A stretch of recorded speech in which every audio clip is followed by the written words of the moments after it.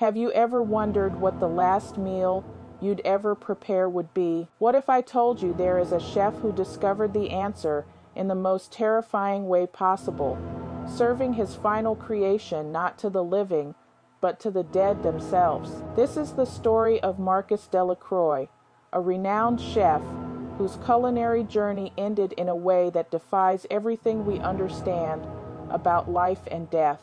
What happened in his kitchen that final night will make you question whether some recipes should never be cooked. Marcus had spent 30 years perfecting his craft in the finest restaurants across Europe. His signature dish, a complex 7-course meal he called the Eternal Feast, was legendary among food critics.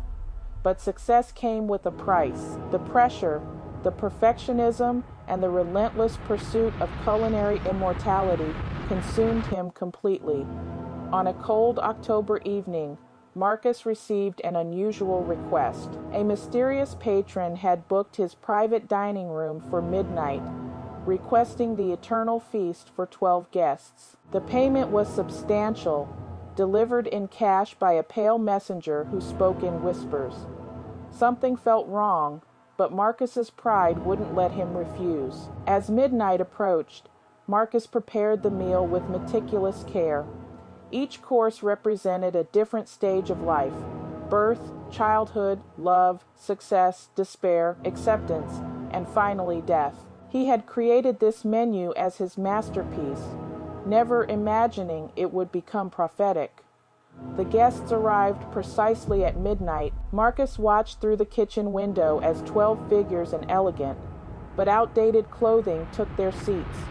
Their movements seemed strangely fluid, almost ethereal. Their faces remained hidden in shadow despite the bright chandeliers overhead.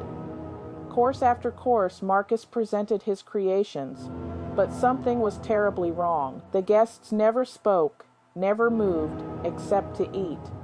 Their plates emptied, but Marcus never saw them actually consuming the food. The silence in the dining room was absolute, broken only by the soft clink of silver on porcelain.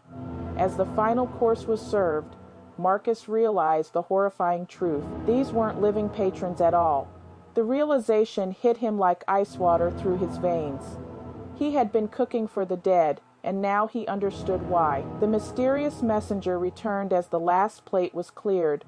With a voice like autumn leaves, he whispered the payment's true nature. Marcus had prepared his final meal not just for the dead, but as his passage to join them. The eternal feast was complete, and the chef's journey was over. When authorities found Marcus the next morning, he was seated at the head of the empty dining room, perfectly peaceful but unmistakably gone. On the table before him sat a single, untouched plate containing what witnesses described as the most beautiful dish they had ever seen. The restaurant was demolished within a month, but locals claim that on certain midnight hours, the aroma of Marcus's final masterpiece still drifts through the empty lot. Some say he is still cooking, preparing eternal feasts for guests who exist between worlds. Sometimes the greatest chefs don't just feed the living. Sometimes they discover their true calling lies in serving those who hunger beyond the grave.